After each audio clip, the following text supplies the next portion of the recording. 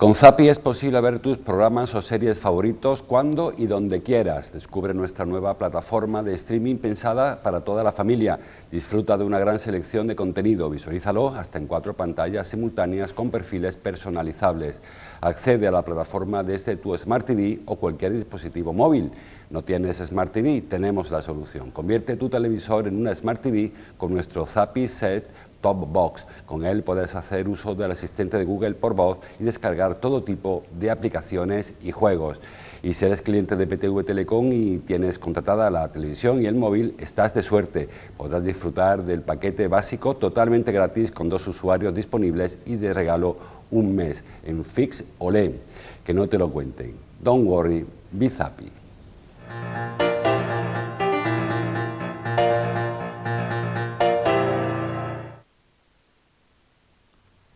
Miércoles 2 de junio. Saludos, señoras, señores, bienvenidos como cada día a este espacio, a esta revista de prensa, este repaso que hacemos cada mañana por los kioscos, por los titulares de los periódicos que se publican en la provincia de Córdoba, Diario Córdoba, ya saben, Diario ABC, Diario El Día y también, como siempre, por la prensa digital. Hoy hay algunas coincidencias en las portadas. Vamos primero con este repaso y luego vamos desgranándolas. El Diario Córdoba escoge la solidaridad. El COVID, dice, obliga a Cáritas a reforzar la asistencia social. La foto para de ámbito nacional, la visita de los Reyes al museo, un centro de homenaje a la víctima del terrorismo, en este caso donde estuvo, como saben, secuestrado Ortega Lara. El diario ABC también escoge esa misma foto, una muy parecida, y también escoge el tema de la crisis, en este caso por la desescalada. El auge del COVID paraliza el plan de la Junta, se refiere a la desescalada. Hoy es día 2 de junio, ayer debió haber entrado en vigor, debió entrar la segunda fase de la desescalada. Como saben, ahora se lo explicamos, se ha paralizado esta desescalada y seguimos 15 días más en la fase 1. La fase 3 empezaría el 21 de junio, todo apunta que también se aplazará unos días. La foto también en el Zulo, donde estuvo, bueno, el Zulo no, la recreación del Zulo, donde estuvo año y medio, 533 días, secuestrado Miguel Ortega Lara, o sea, Miguel Javier Ortega Lara, no recuerdo el nombre, si me acuerdo se lo cuento, Ortega Lara.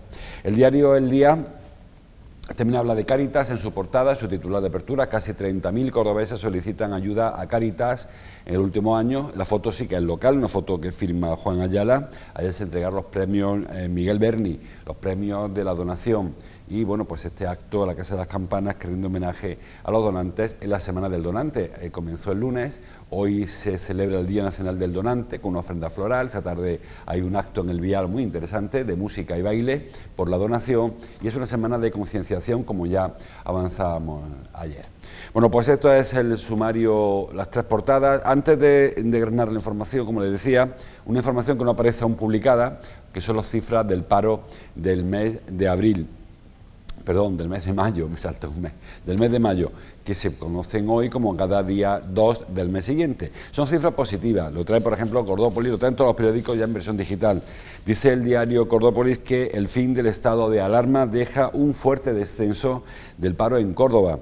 En concreto, son 3.300 las personas que han abandonado el desempleo en el mes de mayo. Es cierto que venimos en situación crítica y que se va recuperando la economía, y que las comparaciones tanto del mes de mayo con respecto al mes de abril como del mes de mayo con respecto al mayo del año pasado son comparaciones, no digo que sean erróneas, pero sí que veníamos en situación muy complicada.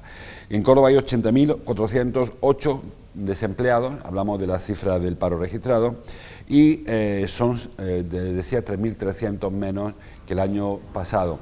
Aún así, hay un par de datos que son interesantes en cuanto a significativos. El primero, No en todos sitios está bajando el paro. De hecho, en Andalucía el paro ha sido de 28.000. Córdoba se sube de la media andaluza. Hay provincias como Málaga o Almería donde hay más paro en mayo que en abril. ¿Por qué? Pues porque depende muchísimo del turismo y el turismo aún no es capaz de arrancar a la velocidad que se requiere. Córdoba tiene mucho turismo, evidentemente, dependemos del turismo, pero tiene otros sectores. Málaga o Almería tiene una dependencia aún mayor que nuestra ciudad, y eso lógicamente es algo positivo, es una potencia para la parte positiva, pero es una debilidad en la negativa. Y luego le decía que no solamente ha crecido el empleo en el sector servicios, que es el más evidente, con la reapertura de establecimientos de hostelería, con hoteles, con comercios, sino también en la agricultura. Se recupera también la actividad en el campo, se recupera la actividad en construcción, se recupera la actividad de la industria. Es decir, que en líneas generales se puede decir que ha sido un buen mes, es el mejor mes de mayo de muchos años. Llevamos 2 meses seguidos creciendo el paro, rompemos esa tendencia. También se incrementa la afiliación a la Seguridad Social, muy importante, no solamente que baje el paro, sino que también aumenten los trabajadores. Y en esta ocasión se juntan los dos elementos que habitualmente suelen ir un poco más descompensados. A nivel andaluz, como les decía, el paro baja en 28.000 personas, baja en casi todas las provincias, excepción de Málaga y Almería, y bueno, es una tendencia que se prevé que se sostenga ya durante estos meses. Saben que ahora los meses de verano en Córdoba no son buenos para el empleo, naturalmente son malos porque decae el sector servicios, pero aún así hay otros sectores que pueden recibir algún impulso. Y a nivel nacional hay inscritos en este momento 3.781.250 desempleados. Ha habido un descenso de casi 130.000 personas, que también es positivo, aunque es verdad que sigue habiendo personas en ERTE. Solo, con comillas, 500.000 personas siguen en ERTE. Llegó a más de 1,5 millones, creo recordar, hablo de memoria. Es decir, que poco a poco se van abandonando los ERTE, las empresas vuelven a recuperar su actividad y todo apunta a que el final de lo más duro de la crisis económica pues ha llegado. Ahora toca recuperar. ¿Cuánto tiempo tardará? Decía ayer en los apuntes que hizo la OCDE que España será el país de la Unión Europea que más crezca. Es verdad que venimos de lo más hondo, con lo cual este 11% que se prevé de crecimiento, el 6% este año y el 5% el que viene, o al contrario, 5 y 6, son crecimientos que aún no compensarán la caída del 2019, del 19 al 20, pero será el país de la Unión Europea que más crezca y la recuperación será quizás más rápida, aunque, repito, la caída fue mucho más brusca en nuestro sector, en nuestro país que en otros, porque el sector del turismo depende buena parte de nuestra economía y la caída fue, como saben, fue brutal. Así que buenas noticias, aunque, como les digo, siempre tienen alguna parte negativa. Por ejemplo, la temporalidad de los contratos,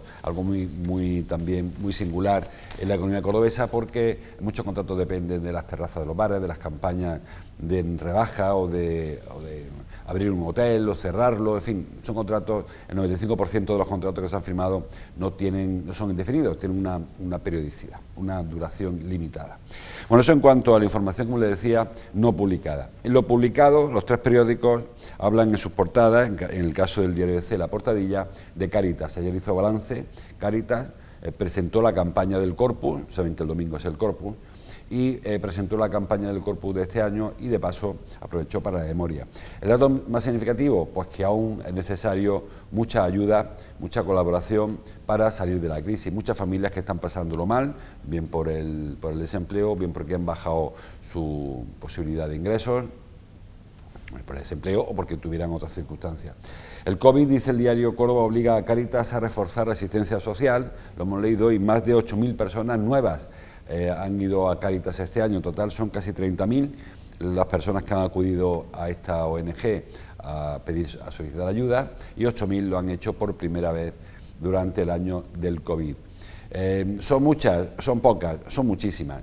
Me refiero, son muchísimas porque con que hubiera una ya serían muchas. Yo siempre, y siempre lo hacemos, no me canso de hacerlo, hay que agradecer y felicitar a las ONG que se han encargado durante todo este año tan duro que hemos pasado, año largo, año y medio ya prácticamente, de la labor social. Cáritas hizo ayer su balance, pero sabemos de muchas otras que lo han hecho igual. Cruz Roja, por ejemplo, o los hogares parroquiales que han estado, o las asociaciones vecinales que han estado organizando reparto de alimentos, el banco de alimentos, por supuesto. Es un trabajo que yo creo que le compete a las administraciones públicas, al Estado, a la Junta de Andalucía, a la Diputación, al Ayuntamiento, que tiene que competirle a hacerle la vida un poco más sencilla a quienes están pasando lo peor. Pero es verdad que al final se ha resuelto casi todas las situaciones críticas con las ayudas particulares, ayudas que las personas han entregado a las ONGs para que a su vez las repartan, porque dice el diario Córdoba que Cáritas ha invertido 3,6 millones de euros que provienen fundamentalmente de las aportaciones de la ciudadanía. Es decir, Cáritas no tiene presupuesto propio, más allá del que le entrega la Iglesia, que también a su vez proviene de donaciones, es decir, que al final es un círculo en el que la propia sociedad pues se ocupa de que nos están pasando peor. Y repito, creo que hay situaciones en las que habría que haber tirado de fondos públicos, fondos del Estado. Las ayudas, ya lo saben, de los ERTE tardan muchísimo en llegar, hay familias que están esperando que les paguen los ERTE, las de la Junta se empezarán a pagar el mes que viene, el Ayuntamiento tiene pendiente aún a una línea de actuación de ayudas, porque son muy farragosas las puestas en marcha de estas ayudas, y al final el kilo de arroz o el litro de aceite ha habido que ir a buscarlo, pues eso, a Cáritas o a Cruz Roja o al Banco de Alimentos o al hogar parroquial, porque no se ha llegado de otra manera. Así que hay que felicitar y agradecer el trabajo de estas familias, de estas personas y los voluntarios, sobre todo, que han trabajado incansablemente durante toda la pandemia para atender a 30.000 personas en el caso de Cáritas. ¿Es un trabajo que no debería existir? Bueno, yo creo que siempre existirá, porque siempre habrá que colaborar con las administraciones, pero insisto en que creo que es una labor que le competía a otros, a la institución pública, a la que pagamos para eso, para que cuide del colectivo, y que en esta ocasión, bien por limitaciones burocráticas, porque va muy despacio, bien por limitaciones de recursos, porque ha habido trabajadores que también han tenido que hacer su trabajo, por la razón que sea, pero han estado mucho más lentos de lo que se les requería y no han estado a la altura. Y repito, hay muchas familias que están esperando que le llegue la ayuda al alquiler y que está el casero soportando que el inquilino no les pague, o que hay proveedores que están soportando que la empresa no pueda hacer frente a los recibos, y se ha tenido que hacer a base de solidaridad y colaboración entre particulares, porque los estados, las instituciones, el Estado, la Junta, el Ayuntamiento, creo que han estado más lentos de lo que se debiera exigirles. El diario ABC habla del COVID, de la portada, lo han leído ya. El auge del COVID paraliza el plan de la Junta, lo traen todos los periódicos. El diario Córdoba titula repunte de casos en Córdoba con 182 positivos. El diario El Día, Andalucía frena la desescalada durante 2 semanas más. Ayer se reunió el comité de expertos de la Junta de Andalucía, lo presidió desde su casa Juan Manuel Moreno Bonilla, porque como saben está convaleciente del COVID, no está enfermo, él tiene la enfermedad, pero no tiene síntomas, quiero decir, y mañana creo que ya cumple la cuarentena, con lo cual mañana o pasado retomará su agenda. En principio, ayer la reunión fue presidida por el presidente de la Junta, pero como les digo, a distancia, de manera virtual, y la decisión que se adoptó fue evitar o mantener o retrasar la llegada de la fase 2. Estamos en la fase 1, el 1 de junio, si recuerdan, había que haber entrado a la fase 2 y el 21 de junio en la fase 3. ¿Significa esto que vamos a dar marcha atrás? Pues en principio no, significa solo que vamos a mantener las medidas que había en la fase 1 con respecto a la fase 2 y a la fase 3. La diferencia entre una fase y otra tampoco es tan grande como ustedes puedan imaginar. Solamente afecta básicamente a aforos, porque la movilidad, ya lo saben, se resolvió, ya no hay límite, no hay cierre experimental más allá de los municipios que rebasen las tasas de 1.000 casos por 100.000 habitantes, cuando el municipio tiene más de 5.000. Tampoco hay limitación en cuanto a entrar o salir de Andalucía o de cualquier provincia, no hay limitación, no hay toque de queda, como bien saben. El horario comercial está casi como antes de la pandemia, quizá el ocio nocturno es el único afectado, el resto está todo. Es decir, que en el momento en que se pase a la fase 2 será cuestión de aforo. Ahora en el exterior se pueden reunir mesas de hasta 10 personas. A partir de que pase a la fase 2, pues ampliará el aforo, que tampoco muchas más mesas de mucho más de 10 tampoco suele haber. Y la fase 3 casi la nueva normalidad, o como nos gusta decir a todos, la anterior normalidad, que la nueva normalidad no nos acaba de convencer. Pero sí que psicológicamente había mucho interés en que esto fuese avanzando, y llevamos 4 o 5 días que vamos marcha atrás. Las tasas de incidencia en Andalucía y en Córdoba son parecidas, 170 y tantos cada uno. Son tasas que están 50 puntos por encima de la media nacional. ¿Por qué? Bueno, los expertos no se acaban de aclarar. Hay comarcas, Sevilla Norte, por ejemplo, tiene una tasa de más de 400, o Huelva, en la zona del condado, que fue una comarca donde no hubo prácticamente incidencia en toda la pandemia, está ahora con cifras espectaculares. La provincia de Huelva era ayer o antes de ayer, no sé hoy porque no lo he mirado, era la provincia con una tasa mayor de toda España. ¿A qué se debe esto? Pues se debe a la movilidad. Como saben, Andalucía decidió hace ya unas semanas acabar con los cierres experimentales provinciales, incluso abrir la comunidad, y eso ha hecho que haya un tránsito importante.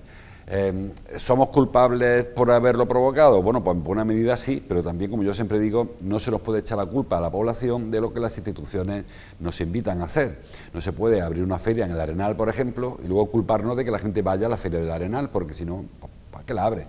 Entonces yo creo que ese récord que veíamos el lunes de no sé cuántas miles de visitas en el Arenal, pues tiene luego su traslación, lógicamente, a las cifras. Nos vanagloriábamos todos, nos felicitábamos por la de gente que ha venido a ver los patios, pues de que haya aglomeraciones, luego vienen los excesos. Es decir, que hay que hacer un ten con ten, se abre el grifo, que decía Juan Manuel Moreno Bonilla, por el grifo llega a los turistas, por el grifo llega a la visita, por el grifo llegan las terrazas de los bares, pero por el grifo también entran los contagios por el coronavirus. No sé si nos debemos sorprender o no, pero lo cierto es que se veía venir. Si abrimos el grifo, pues entran por el grifo. En Huelva, mientras que no ha habido playas abiertas, pues no ha habido problema. En cuanto han abierto las playas y han llegado el turismo, en aquel caso sobre todo el sevillano, pues las tasas de incidencia en Huelva se han disparado por completo, y lugares como Punta Umbría o Huelva, que estaban prácticamente a cero, pues se ha disparado. ¿Se ha hecho mal? No, se ha hecho lo que había que hacer, pero creo que hay que ser conscientes de que cuando invitas a las personas a que vayan a la playa, las personas van a ir a la playa, y no vale que le digan luego al día siguiente que es que vamos mucho a la playa, porque parece un sinsentido todo esto. Las cifras son las que son y tenemos que hacer frente con nuestras decisiones. En este caso, la buena noticia es que ha bajado hoy mucho el número de personas hospitalizadas con respecto a hace 15 días, ha bajado el número de personas fallecidas. Es verdad que ayer hubo un repunte importante, hubo 13 fallecidos en toda Andalucía, pero tenemos días con 2, con 4, con un fallecido, que como siempre decimos, muchos son que haya un fallecido, porque nadie tendría que morir por esto, pero bueno, las cosas están siendo como están siendo, y las cifras están contenidas con respecto a hace un par de meses. Pero los datos de contagios son muy elevados. En Córdoba ayer hubo 182 positivos, que son muchísimos casos, y eso ha hecho que la tasa de incidencia en Córdoba, que estábamos en 100 casos por 100.000 a mediados de mayo, a principios de los patios, antes de la Feria del Arenal, pues hoy está en 170 casos por 100.000. Es decir, son 70 casos más, el 40% más de lo que hubo hace una semana, el 70% más de lo que hubo hace 30 días o 25 días. Vamos, que quiero decir con esto que si abrimos el grifo, las terrazas se llenan, los hoteles empiezan a recibir turistas, los comercios empiezan a ver alegría en las calles, pero al mismo tiempo vemos que se eleva el número de contagios, algo que parece evidente. La campaña de vacunación va bien. Hoy se abre el punto de vacunación del ayuntamiento, que va a permitir que los vecinos de esa zona no tengan que ir, como estaba ocurriendo ahora, hasta el centro cívico de Fátima, en la antigua cárcel, a ponerse la vacuna. Va a hacer más ágil todo el proceso. Y, de nuevo, la única esperanza que tiene la Junta de Andalucía, el Consejería de Salud y Familia, es que la vacunación corra más que los contagios, porque ahora hay una carrera. El incremento, la curva que se está elevando, la curva de contagios, y la de la vacuna. Si la de la vacuna vence los contagios, pues a pesar de que los contagios suban, las vacunas irán frenando hospitalizaciones y fallecimientos. Si los contagios crecen más que las vacunas, nos vemos abocados a una quinta ola. Yo creo que no va a ocurrir así. De hecho, hoy se reúne el Comité Interterritorial, el que reúne a la ministra de Sanidad con los consejeros autonómicos de Sanidad o de Salud de cada comunidad autónoma, para aprobar una serie de medidas muy importantes. La primera, quizá, es la aplicación de la vacuna de Janssen a los menores de 50 años, que hasta ahora se estaban vacunando con la doble dosis de Pfizer, lo cual es mucho más lento. Saben que la vacuna de Janssen se aplica en una sola dosis, en un solo pinchazo, y eso hará que corra muchísimo la vacunación. Ese es el primer factor que hoy se va a aprobar, probablemente, la administración de la vacuna de Janssen a menores de 50 años. Es el grupo más amplio. Detrás del baby boom, de las personas que son 50 y tantos, luego viene el grupo como el grupo de población mayor. La segunda medida que se va a proponer es la supresión de la obligatoriedad de usar la mascarilla en espacios abiertos. La mascarilla en un local comercial se va a mantener un tiempo, seguro, perdón, pero en espacios abiertos, donde disminuya el riesgo de contagio, es probable que a lo sumo el 1 de julio esté suprimida la obligatoriedad. Quien quiera seguir usándola, lógicamente puede usarla, no se va a prohibir que se lleve mascarilla, pero no será obligatorio probablemente a partir del 1 de julio y eso se va a aprobar también esta misma tarde. Es decir, que son dos medidas que van a ayudar tanto la vacunación de Janssen en cuanto a disparar el número de vacunas que les contaba, como el que los médicos hayan determinado, los expertos, que la mascarilla se puede dejar de usar a partir del verano, cuando la inmunidad de grupo vaya avanzando, es importante. Entonces, todo apunta a que, a pesar de que las cifras no son buenas, a pesar de que ha habido que bloquear el paso a la segunda fase en Andalucía, seguimos viendo cómo el final de la crisis está llegando, la crisis sanitaria, que veíamos que la humanitaria menos, el tema de Cáritas, la laboral se va arreglando también, poco a poco vamos saliendo de este agujero y esperemos que pronto sea todo un triste recuerdo. Pero en principio, como le digo, la reunión de hoy, de esta tarde, de los consejeros, apunta a que irá en esa dirección, tanto la aplicación de vacuna de Janssen como la supresión de la obligatoriedad de la mascarilla a partir quizá del 1 de julio, quizá el peor de los casos el 15 de julio, porque hay no solamente Andalucía la que ha sufrido repunte, curiosamente en comunidades donde suele haber mucho tránsito de turistas, está viendo repunte. Hay quien ha corrido más y quien ha corrido menos. Valencia, por ejemplo, que es la comunidad autónoma donde hay menor número de casos, creo que no llegan a 40 casos por cada 100.000, siguen con toque de queda, creo que lo suprimen a partir del fin de semana.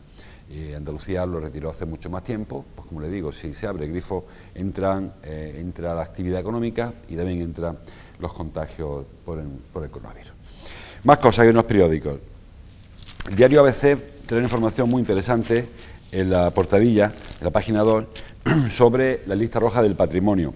La lista roja es una relación de monumentos que elabora una asociación que se llama Hispania Nostra, una asociación sin ánimo de lucro, no tiene nada que ver con las instituciones, y que lo que hace es recoger los monumentos que están en peligro de ruina, de desaparición incluso por su estado de conservación. Son 141 monumentos en toda Andalucía los que están en esa lista roja. En Córdoba hay 12, aunque la relación que hace el diario aparecen 11. No sé si ha habido ahí, porque hay 11 monumentos más 2 que estaban pero ya no están, o sea, salen 13 pero realmente son 11. Bueno, quedamos con la media. Son 12 los monumentos que en la provincia de Córdoba, como pone ahí, están en estado ruinoso o en absoluto estado de calamidad, que no se pueden recuperar. De ellos hay 3 en la capital. Habla de las alcubillas que hay en Córdoba capital. Las alcubillas, saben, son esa especie de sifones que se utilizaron desde la época romana, pero sobre todo son medievales, de la etapa musulmana de Córdoba, donde ahí llegaban los veneros, llegaban el agua de la sierra y se distribuía por los distintos, por canalizaciones hasta los distintos barrios de la ciudad.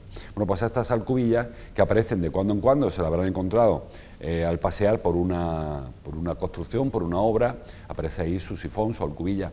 Bueno, pues están en un estado bastante lamentable y aparecen incluidas en esta relación. También la torre de Arias Cabrera, en Córdoba, que es una torre del siglo XIII, que está muy cerca de Córdoba y que está en un estado lamentable también. Está en según Hispania Nostra, en ruina progresiva por total abandono. Tiene un nivel de protección genérica del año 49 y luego la protección específica del año 85, sin embargo, pues no hay ningún tipo de conservación.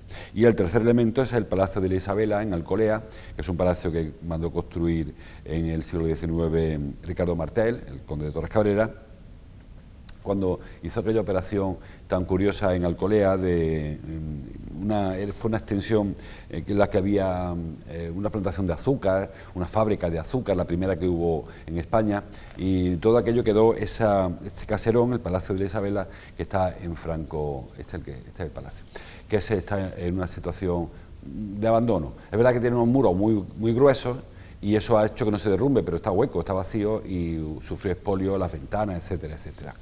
Aparte de estos 3 que están en la capital, en Montilla hay otros 4, la Casa de las Camachas, un edificio muy singular, donde se supone que vivió la Camacha, aquella presunta bruja que fue incinerada, que fue quemada en el siglo XVI. Está también el Palacio de los Duques de Medinaceli, en Montilla, el Parador, que la compró hace poco el Ayuntamiento, si mal no recuerdo, para recuperarlo, para restaurarlo, y el Convento de San Lorenzo. Bueno, lo que queda del convento, porque el convento se vino abajo, queda una huerta y queda un arquito, y eso también está mal. El convento del Alcázar también está en la lista esta, la ermita de la Caridad de Fernández Núñez, la ermita de Consolación de Bujalance, el castillo de Montemayor, y luego hay dos monumentos más que estaban y que ya no están. Uno es el castillo de Belalcázar, que estaba en la lista negra del patrimonio, en la lista roja, perdón, del patrimonio, y han salido a la lista verde porque ha habido una actuación, eso lo compró la Junta de Andalucía, para recuperarlo, incluso creo ya hay visitas guiadas. Y luego el siguiente, el último, es el puente romano de Villa del Río, que es un puente que no pasa por el Guadalquivir, va por el arroyo Salado, creo que es, por donde arroyo Salado de Porcuna, y es un puente que estuvo muy abandonado, ahora se ha cometido una obra de restauración y ha pasado de la lista roja a la lista verde. Hay una lista negra incluso, que son los monumentos que fueron y ya no son. En ese caso no aparece ninguno de los cordobeses, afortunadamente, y ojalá que no aparezcan. En esta lista roja del patrimonio, que repito, de la Asociación Hispania Nostra, lo que nos hace es señalar, en el caso de Córdoba, el sinsentido que significa querer vivir de nuestro turismo, sobre todo cultural y patrimonial, y al mismo tiempo por no cuidarlo. Es verdad que muchos de los edificios que les he contado antes son particulares. La obligación del mantenimiento pertenece al dueño del edificio, pero también, por ser bien de interés cultural, subsidiariamente, si el dueño no los atiende convenientemente, es la administración la que tiene que hacerse cargo de su mantenimiento y pasarle la factura, lógicamente, después al propietario. Pero cuando un edificio, un monumento, es catalogado como bien de interés cultural, existe una obligación de su mantenimiento, y creo que en ocasiones no somos conscientes de la importancia de mantener en nuestro pasado. Cuando vienen turistas a Córdoba de otros países, incluso de otros continentes, vienen de América o vienen de África, y encuentran un pasado que se remonta varios milenios atrás, con historia continua de pobladores, pues admiran esa herencia que tenemos, y sin embargo nosotros parece que no le damos el valor que debería tener, y el ejemplo, la lista roja del patrimonio, que como le digo, en Andalucía suma 141 monumentos y en Córdoba 11 o 12, según la lista que vean por un sitio o por otro. Hablando de restauración y recuperaciones, están los periódicos que ayer comenzaron las obras en el aeropuerto. Titula el diario Córdoba con una foto pequeñita: vuelve las obras al aeropuerto a los 10 años de su ampliación, de ampliarse el aeropuerto. El diario ABC dedica un epíteto: AENA inicia la modesta reforma, titula, de la terminal del aeropuerto en que quedó después de la crisis. Bueno, es verdad que es una reforma modesta, sobre todo con respecto a la que se diseñó en su día, porque cuando se habló de recuperar el aeropuerto, en los años 2007-2008, la reforma que se previó era una reforma mucho más integral, una reforma mucho mayor. De hecho, había un presupuesto de 53 millones de euros para no solamente atender la terminal, como se va a hacer ahora, sino también los hangares y la propia plataforma. Recuerden que se había gastado ya más de 80 millones de euros en la ampliación de la pista, y AENA quiere completar la actuación con otros 50 millones más, como le digo, para la terminal, que ven en la foto, para los hangares y para la plataforma. Al final no se llegó a sacar al concurso nunca aquella reforma, se quedó ahí en tiempo muerto, y esa inversión se perdió. Lo que ahora se ha sacado a concurso no son 50 millones, son 1.200.000 euros, y es solamente una adecuación de la terminal del aeropuerto para permitir que lleguen aviones de hasta 90 pasajeros. Es una reordenación de espacios, porque se pierden espacios, no se va a construir nada nuevo, pero se pierden espacios y se resitúan, se recolocan, se reubican otros servicios. Por ejemplo, habrá un hipódromo, y un hipódromo es esta cinta continua por donde pasan las maletas cuando llega un vuelo, que en Córdoba no había de eso. Se amplía la sala de espera, se hace más pequeña la sala de desembarque, en fin, se va adecuando los espacios para permitir que aviones de hasta 90 pasajeros vengan a Córdoba. Claro, la pregunta es, ¿pero van a venir aviones de 90 pasajeros? En principio, de vuelo regular, no hay ninguna previsión a corto plazo de que lleguen vuelos regulares a Córdoba, de manera que esto se hace con una pretensión O sea, poner ahí los mimbres para que algún día haya vuelos regulares. Con esta adecuación que se está haciendo desde hoy, hay 11 meses de plazo para concluirla, o sea que está terminado para mayo del año que viene. Digo que con esta adecuación se podría triplicar el número de pasajeros que pudiesen llegar a Córdoba, hasta 100.000. Yo no creo que llegue a Córdoba a 30.000, ni mucho menos este año. Es decir, que ¿hasta qué punto es necesaria esta inversión? Bueno, pues no se sabe. Lo cierto es que ya que hay un aeropuerto, al menos que sea útil, que pueda usarse, teniendo en cuenta además las perspectivas que se abren con la construcción de la base logística, que es probable que haya movimiento importante de mercancías y también en paralelo de personas, y con la posibilidad de que la recuperación económica y turística permita, en principio, vuelos charter y luego a medio plazo o a largo plazo incluso que alguna compañía le dé por operar desde nuestro aeropuerto. En principio, las obras comenzaron ayer, en mayo estarán concluidas y al menos no será por falta de aeropuerto, será solamente por falta de vuelo.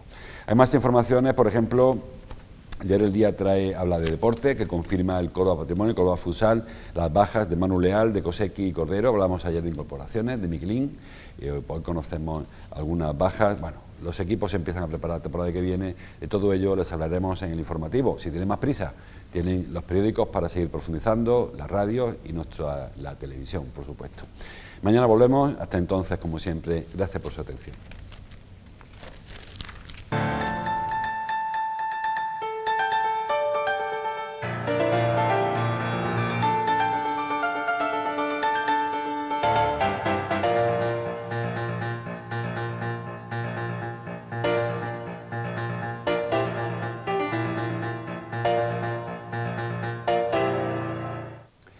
Con Zappy es posible ver tus programas o series favoritos cuando y donde quieras. Descubre nuestra nueva plataforma de streaming pensada para toda la familia.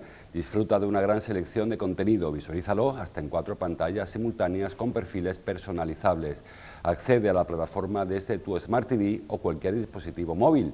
¿No tienes Smart TV? Tenemos la solución. Convierte tu televisor en una Smart TV con nuestro Zappy Set Top Box. Con él puedes hacer uso del asistente de Google por voz y descargar todo tipo de aplicaciones y juegos. Y si eres cliente de PTV Telecom y tienes contratada la televisión y el móvil, estás de suerte. Podrás disfrutar del paquete básico totalmente gratis con 2 usuarios disponibles y de regalo un mes en Fix OLE. Que no te lo cuenten. Don't worry, be Zappy.